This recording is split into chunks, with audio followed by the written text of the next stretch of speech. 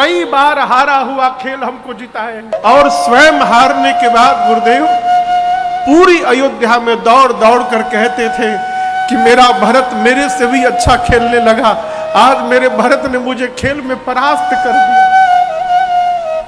गुरुदेव हमारे इस प्रेम को किसकी नजर लग गई गुरुजी? क्या मेरे वन में जाने से भैया वापस चले जाएंगे? बोले मैं लेके चला जाऊंगा। गुरुजी बोले, भरत जी नाचने लगे। भरत जी, गोस्वामी जी कहते हैं ऐसा अवसर आया, ऐसा लगा मानो महाराज जीवित हो गए हो। जैसे कोई मृतक व्यक्ति जीवित हो जाए, उस समय जो आनंद उठेगा। भरत जी सुने कि मेरे वन में जाने से भैया वापस चले जाएंगे, भरत जी नाचने लगे। वो हॉर्न बंद है क्या? वो बंद है स्पीकर, आवाज आ रही है उधर? नहीं आ रही है, आ रही है उधर, वो बंद है। उस देखिए देखिए तार वार छूट गया होगा। भरत जी बोले, गुरुदेव मैं एक बात स्पष्ट कर देना चाहता हूं, मैं 14 साल के लिए वन नहीं जाऊंगा। भरत जी बोले, गुरु जी बोले मतलब? भरत जी बोले, कानन कराऊं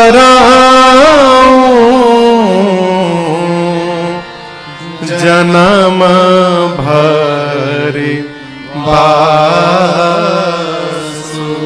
भरत जी बोले, गुरुदेव 14 वर्ष बाद अयोध्या जाऊं और कहीं कैकई फिर से मुझे राजा बनाने का सपना देख लेगी तो मैं ये समस्या ही समाप्त कर देना चाहता हूं गुरुजी। मैं जीवन भर वन में रहने को तैयार हूं, मैं अयोध्या लौट कर नहीं आऊंगा। जब तक आखिरी सांस है मैं वन में बिता लूंगा। प्रभु आप मेरे भैया को लेकर वापस जाइए। ए भरत जी की वाक्य गुरुदेव के मति को हिला के रख दी। तीसरी बैठकी गुरु जी सबको लेकर राम जी के पास गए, कहे राम निर्णय लो। राम जी बोले आप निर्णय लीजिए। गुरु जी ने कहा भरत के प्रेम ने विचार करने की शक्ति समाप्त कर दी है। हम तो कहते हैं राम जो भरत कह रहे हैं वो निर्णय ले लिया जाए। राम जी बोले स्वीकार है मुझे भी।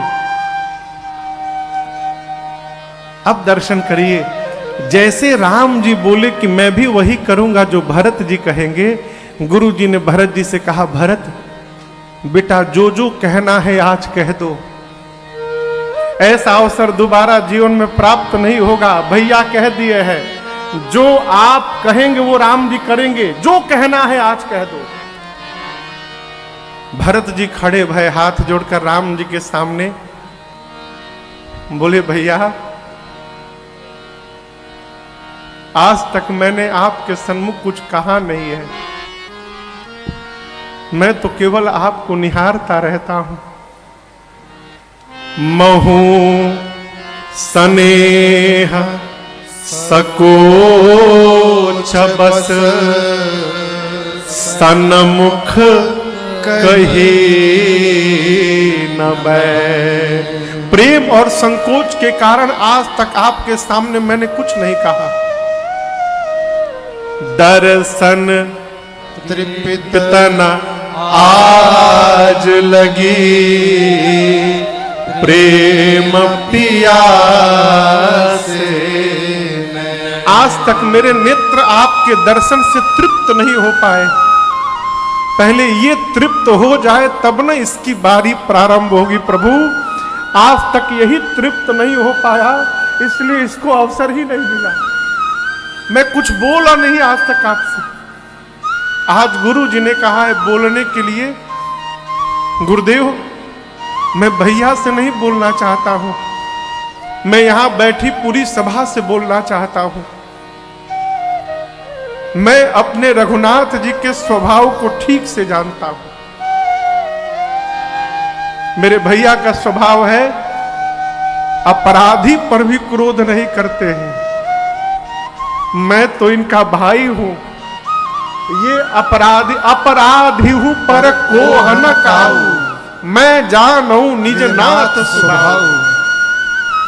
आपको एक बात कहूं गुरुदेव, बचपन से लेकर आज तक मेरे भैया ने कभी मेरे मन को दुखाया नहीं है, कभी मेरे मन को तोड़ा नहीं है।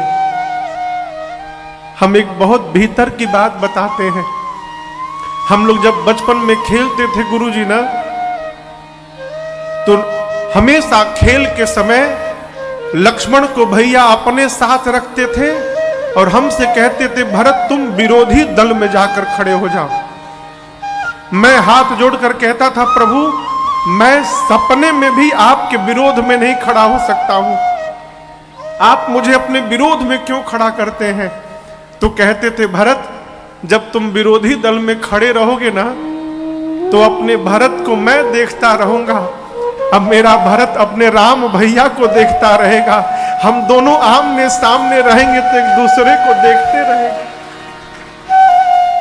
अब गुरुदेव खेल प्रारंभ होता था, अब मैं तो भैया को देखता ही रह जाता था और मैं हारने लगता था गुरुजी। और जब मैं हारने लगता था ना तो ठीक हारने से पहले ये रघुनाथ जी हारे हूं खेला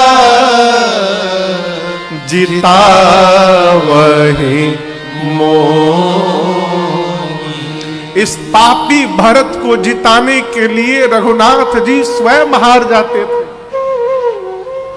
कई बार हारा हुआ खेल हमको जिताए हैं और स्वयं हारने के बाद गुरुदेव पूरी अयोध्या में दौड़ दौड़ कर कहते थे कि मेरा भरत मेरे से भी अच्छा खेलने लगा, आज मेरे भरत ने मुझे खेल में परास्त कर दिया। गुरुदेव हमारे इस प्रेम को किसकी नजर लग गई गुरुजी? मेरे कारण मेरे प्रभु को वन में आना पड़ा। गुरुजी विह्वल हो गए। गुरुदेव ने संभाला, भरत जी आप जो कह रहे हैं वो सत्य नहीं है। राम जी ने कहा भरत जी आज आपने अपने आप को पापी कहा, सावधान आज के बाद मत कहिएगा। राम जी कहते हैं पुण्य से लोक तात तर तोरे। भरत जी ब्रह्मांड में जितने पुण्यशाली जीव हैं आपके पांव के धूल के नीचे हैं, बराबर भी नहीं है।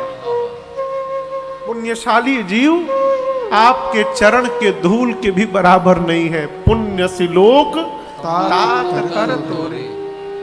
और मां भरत मां का कोई अपराध नहीं है भाई।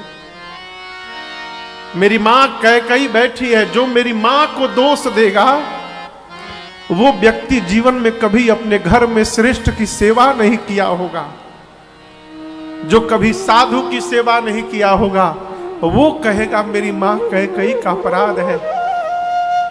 भरत हित और अनहित पशु पक्षी भी जानते हैं। वही पक्षी नाच दिखाने वाले के साथ घुमा करते हैं, वही पक्षी बहेलिए को देखकर भाग जाया करते हैं। क्यों? वो जानते हैं वो कौन हितैषी है कौन अहितैषी है। पशु पक्षी भी जानते हैं। मनुष्य का शरीर तो ज्ञान का भंडार है, मानस तन गुण ज्ञान है। हम एक बात कहें भरत, पिताजी को वचन से प्रेम था, प्राण से प्रेम नहीं था। और आप दर्शन करिए, वचन के लिए पिताजी ने मेरा त्याग किया और अपने प्राण का त्याग कर दिया। पिताजी को वचन से प्रेम है यही जानकर एक वचन मानकर मैं वन में चला आया। भरत एक बात कहूं, पिताजी के उस वचन को छोड़ने में सोच तो हो रहा है मुझे, लेकिन उससे अधिक संकोच आज अपने भाई की दशा देखकर हो रहा है मुझे। पूरी सभा के सामने कहता हूं भरत यदि आप कह दोगे तो आपके लिए राम आज पिताजी का वचन भी त्यागने को तैयार है।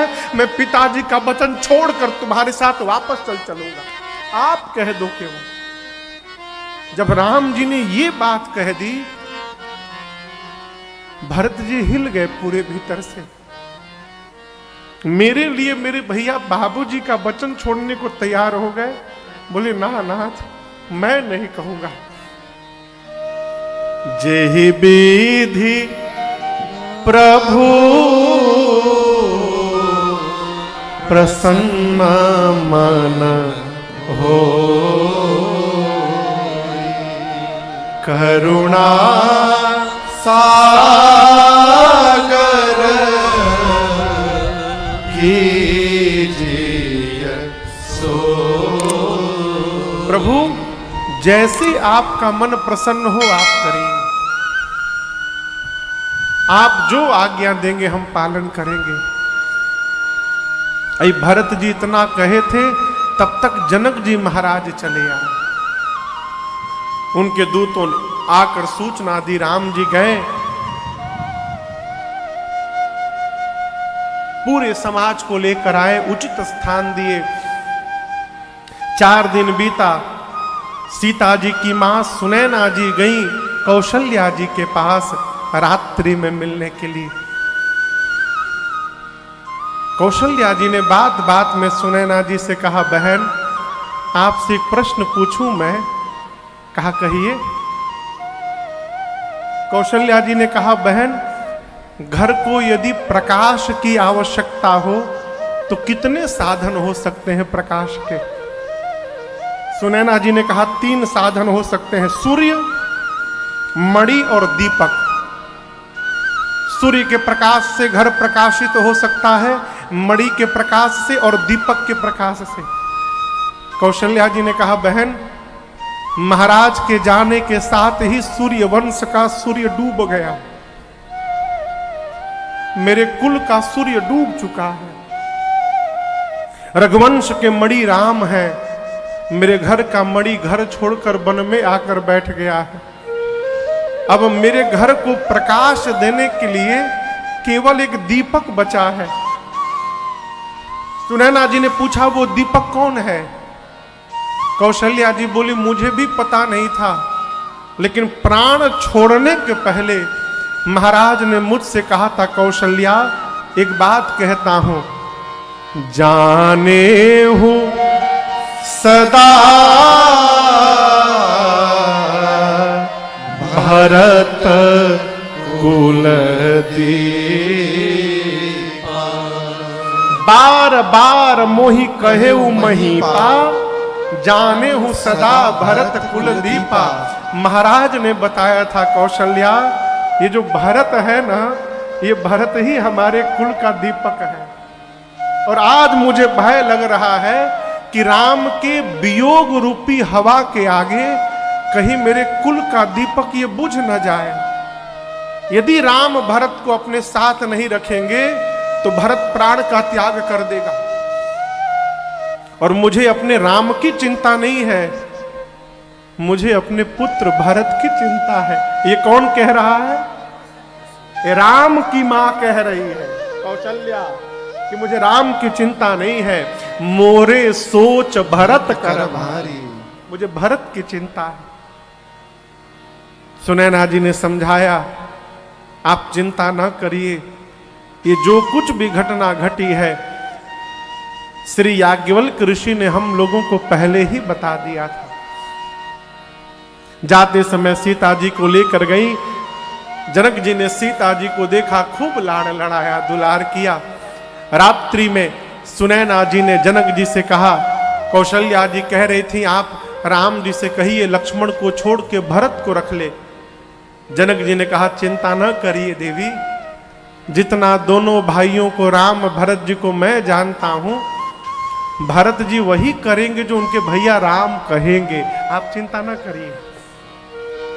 प्रातःकाल राम जी गुरु जी से बोले, गुरुदेव निर्णय लीजिए। गुरु जी जनक जी से बोले, आप निर्णय लीजिए। जनक जी भरत जी से बोले, भरत भैया आप निर्णय लो।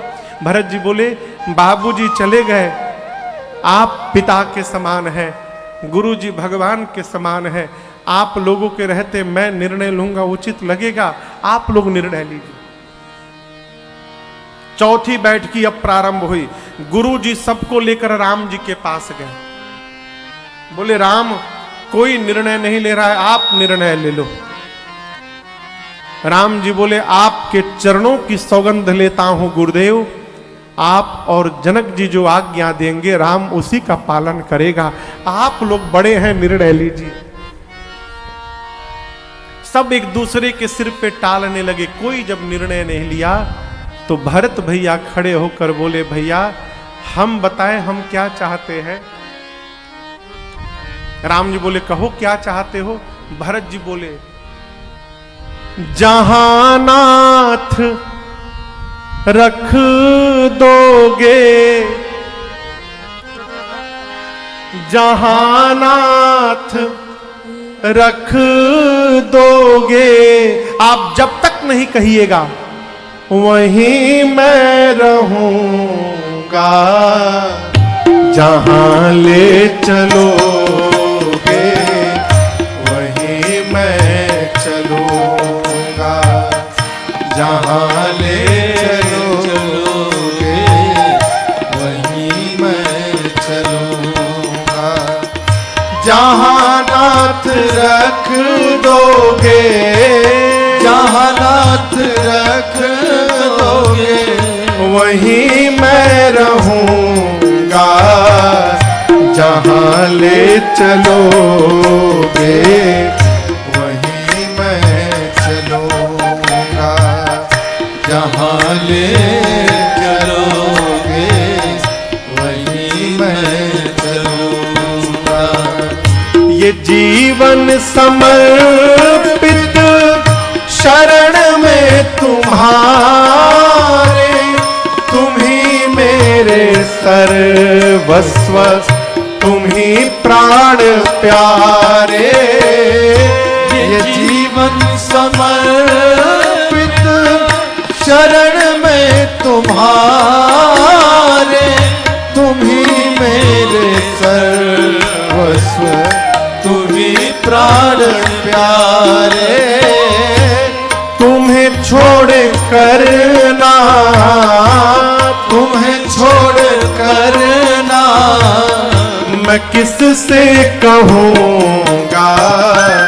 जहाँ ले चलोगे वहीं मैं चलूँगा।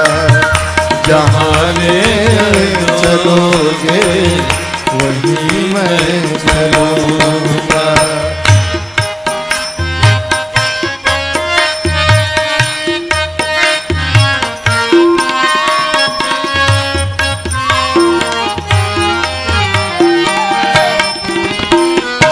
भरत जी बोले, न कोई उलहना ना कोई अर्जी, कर लो करा लो तुम्हारी जो मर्जी।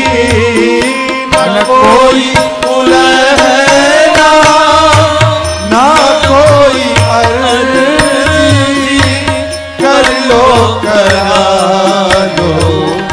तुम्हारी जो मर्जी। कहना भी होगा तो, कहना भी होगा तो तुम्ही से कहूँगा। जहाँ ले चलोगे वहीं मैं चलूँगा। जहाँ ले चलोगे वहीं मैं चलूँगा।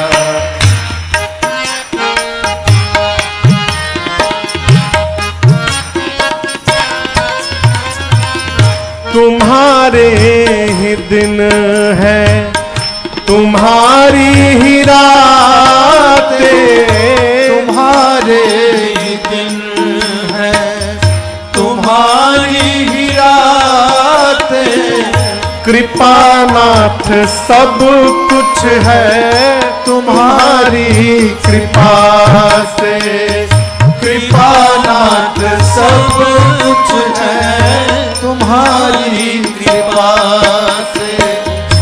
नारायण प्रभु प्रेम, नारायण प्रभु जी, अरे नारायण प्रभु प्रेम, नारायण प्रभु प्रेम। मैं पावन कहूँगा जहाँ ले चलोगे वहीं मैं चलूँगा।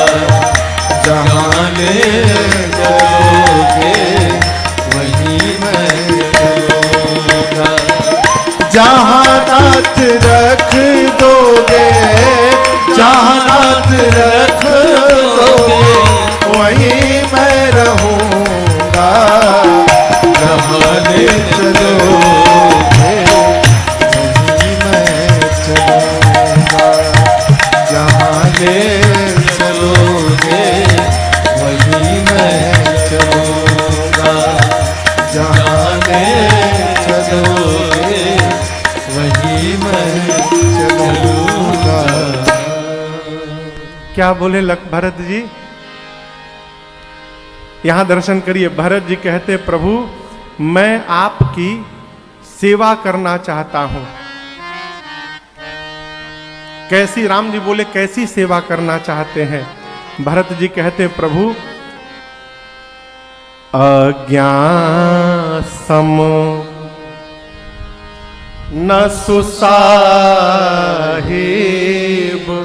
सेवा, अज्ञान सम। घर में गुरु जी आ गए, घर में पिताजी हैं।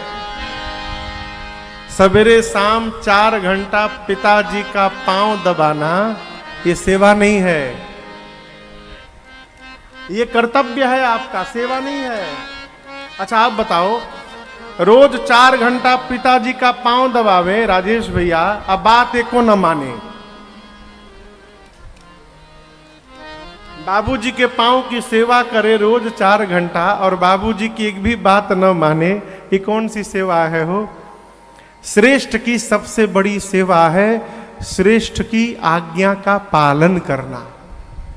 भरत जी कहते हैं आज्ञा समन सुसाहिब सेवा, और मैं चाहता हूं वही प्रसाद, सो प्रसाद जन पावे देवा, सो प्रसाद। आप मुझे आज्ञा दीजिए रघुनाथ जी।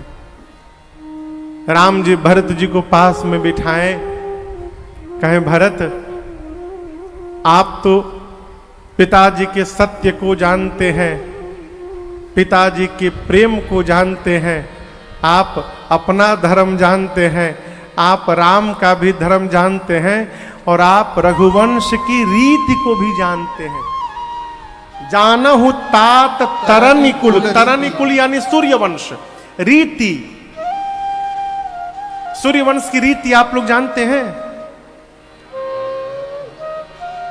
रघुकुल रीति सदा चली आई,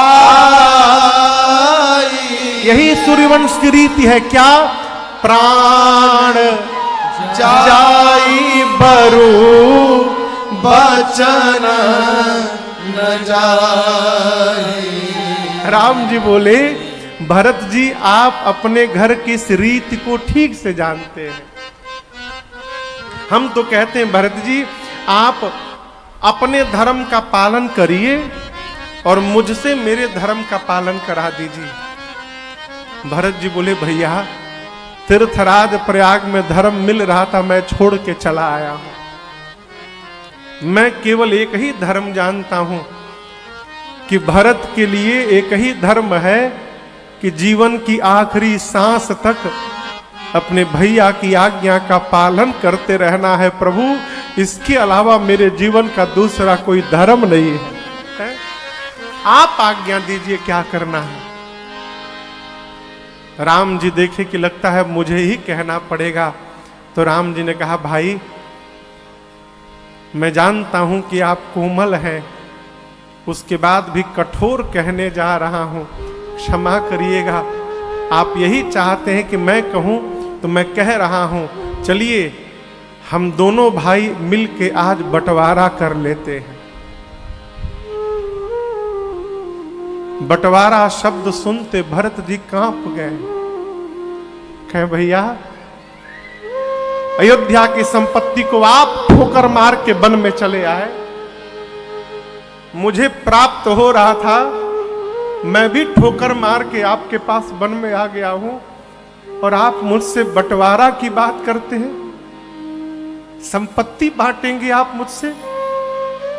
राम जी बोले भाई बांटेंगे तो अवश्य, लेकिन आज हम दोनों भाई अपने घर की संपत्ति नहीं बांटेंगे, हम दोनों भाई मिलकर आज अपने घर की विपत्ति बांटेंगे। भाई हम विपत्ति में बंटवारा करेंगे। और याद रखिएगा, संपत्ति तो बहुत लोग बांट लेते हैं, ध्यान दीजिएगा कि आपकी विपत्ति कौन बांट रहा है? राम जी क्या बोले?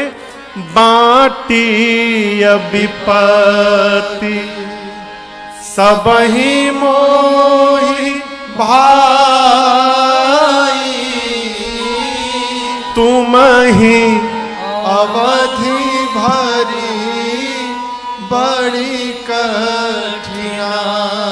क्षमा करिएगा, इस बात का चिंतन करते रहना चाहिए कि हमारे जीवन में प्राथमिकता हमारे घर की संपत्ति का है कि हमारे घर में प्राथमिकता हमारे घर के संबंधों का है। इसका निर्णय स्वयं करिएगा। आपके लिए संबंध पहले है कि संपत्ति पहले है? माई बाप, संपत्ति आज है कल नहीं रहेगी, आज नहीं है तो कल हो जाएगी, लेकिन संबंध समाप्त हो गया ना तो दोबारा बनने वाला नहीं है। ये प्रसंग कहता है घर में बांटना हो तो संपत्ति को ना बांटिए, विपत्ति बांटिए। आपको एक प्रसंग सुनाता हूं। भगवान जब अयोध्या रावण पर विजय प्राप्त करके आए तो भगवान के साथ विभीषण जी महाराज भी थे और सुग्रीव जी भी महाराज थे। पुष्पक विमान से राम जी उतरे, पुष्पक विमान को विदा किए, गुरु जी को दंडवत किए, और गुरु जी को दंडवत करके आए तो भरत जी आके राम जी को दंडवत किए। जब भरत जी को राम जी ने उठाकर हृदय से लगाया तो वहां सब लोग आनंद में थे और दो लोग एकांत में जाके रो रहे थे। वो जानते दो लोग कौन थे? एक विभीषण जी थे और दूसरे सुग्रीव जी थे। रो क्यों रहे थे? ये कह रहे थे बताओ, एक ये दोनों भाई हैं, जहां एक भाई ने अपने भाई के लिए अपने कुल के संपत्ति को ठोकर मार दिया और भाई को उठाकर हृदय से लगा रहे हैं, और एक हम भाई हैं जो अपने भाई को मरवा कर आउट उन्हीं के सत्ता पर राजा बन के बैठे हैं। ये कहां जी रहे और हम कहां जी रहे थे? उन दोनों को ग्लानि हो गई। इस बात का चिंतन करिए। बांटना है, विपत्ति बांटिए। लोग अरे आपसे निवेदन करें, क्षणिक सुख के लिए लोग बेईमानी कर लेते हैं। हमारे महाराज श्री बता रहे थे, दो भाई थे, दोनों भाइयों में बड़ा प्रेम, मन इतना प्रेम था कि दोनों भाई एक थाली में भोजन करते थे और दोनों के एक एक संतान। ये सत्य घटना सुना रहा हूं। एक दिन छोटा भाई घर के छत पर खड़ा होकर सवेरे सवेरे ब्रश कर रहा था। बड़ा भाई आम के बगीचे में गया तो उसे पेड़ पर से गिरे हुए दो आम मिल गए। आप समझिए, एक आम 500 ग्राम का, मान लीजिए 500 ग्राम का था, आधे किलो का, और दूसरा आम 400 ग्राम का था, 100 ग्राम कम, थोड़ा बड़ा छोटा। दोनों हाथ में एक एक आम उठाया भाई, बड़ा भाई, और बगीचे से घर की ओर चला। छोटा भाई छत पर ब्रश कर रहा था। नीचे दरवाजे पर दोनों बच्चों ने देखा कि पिताजी और बड़े बाबूजी आम लेकर आ रहे हैं। दोनों भाई दौड़े, छोटे छोटे बच्चे हो। अब दर्शन करिए, दाहिने हाथ में बड़ा आम था, बाएं हाथ में छोटा आम था। दाहिने हाथ के तरफ छोटे भाई का बेटा दौड़े आ रहा था, अब बाएं हाथ की तरफ उसका अपना बेटा आ रहा था।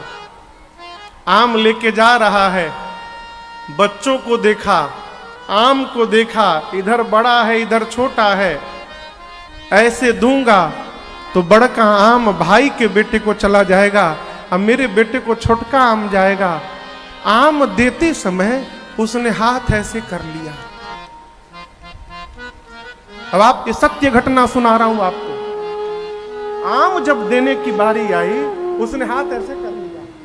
कि मेरे बेटे को बड़ा वाला आम चला जाए। छोटा भाई छत से देखा, बर्दाश्त नहीं कर पाया, पत्र लिखा भाई के नाम और कहा भैया 10 दिन बाद लौट के आऊंगा, इसको पढ़ के व्यवहार करिएगा। उसमें लिखा था कि भैया हम लोग बहुत साथ में रह लिए, अब हम साथ में नहीं रह पाएंगे, इसलिए आपको जैसा उचित लगे आप बंटवारा करके रखिएगा, हम 10 दिन बाद लौटेंगे।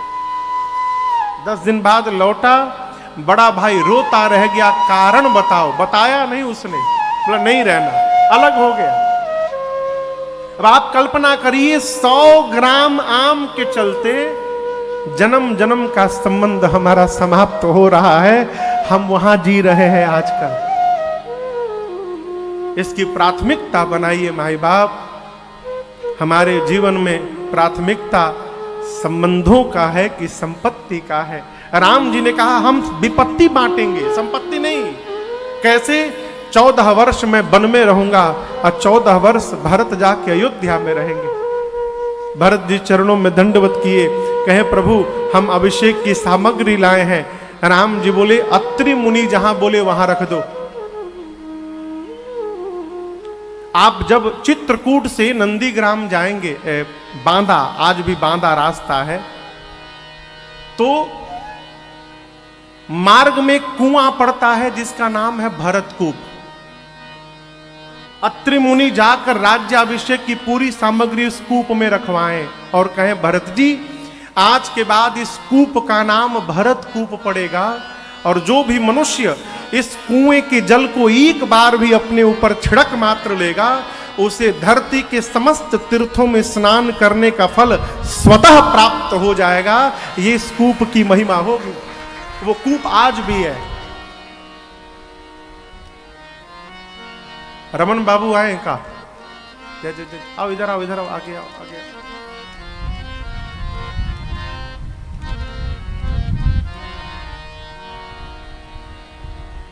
पांच दिन गुरु आज्ञा, राम जी की आज्ञा प्राप्त करके भरत जी ने चित्रकूट का दर्शन किया है।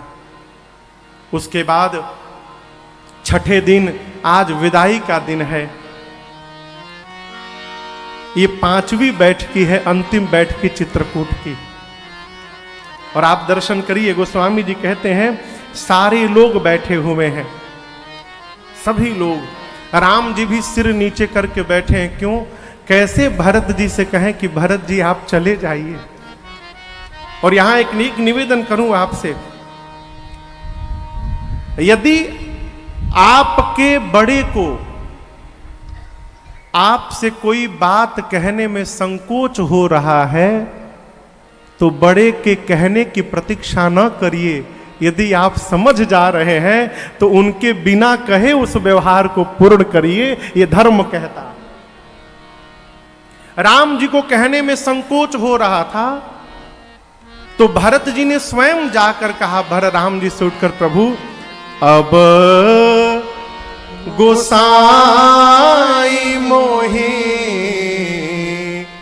देहु रजाई। यहां रजाई मतलब राज आज्ञा है। भाषा दर्शन करिए। भरत जी ने कहा भैया आप मुझे राज आज्ञा दीजिए। क्यों?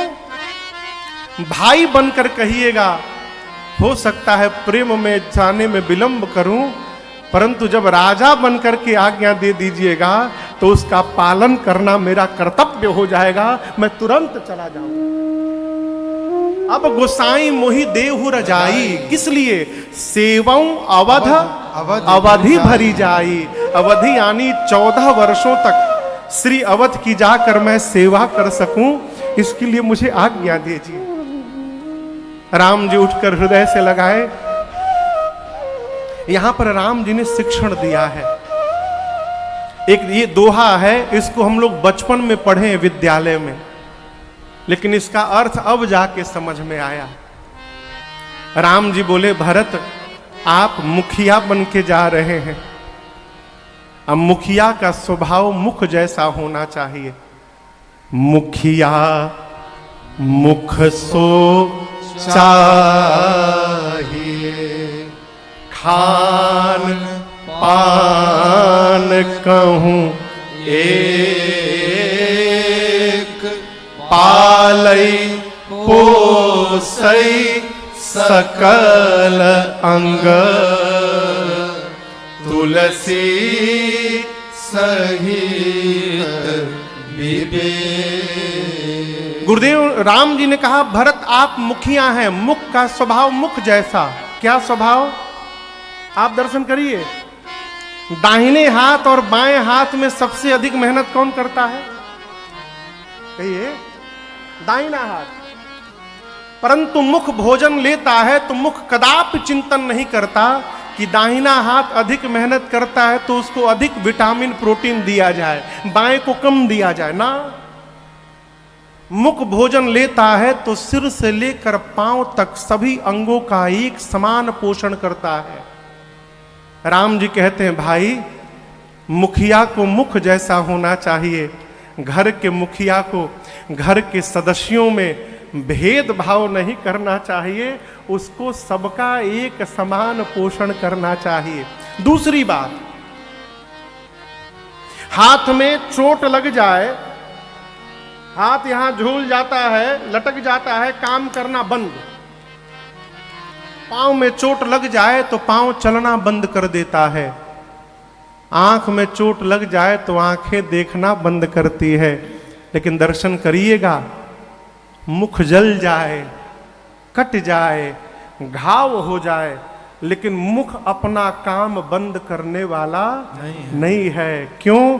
मुख जानता है मैं मुखिया हूं, यदि मैं बंद हो गया ना तो इस शरीर को समाप्त होने से कोई रोक नहीं सकता है। ये प्रसंग कह के राम जी कहना चाहते हैं कि घर के सदस्यों को रूठने का अधिकार है।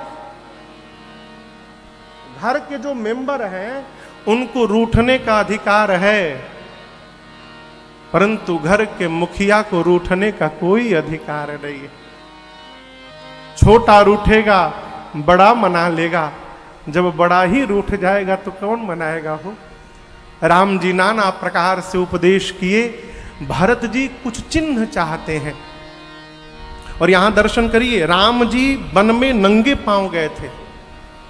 मेरे गुरुदेव भगवान कहते हैं, बेटा यहां राम जी का एक नवीन अवतार हुआ। कौन सा अवतार? पादुका अवतार।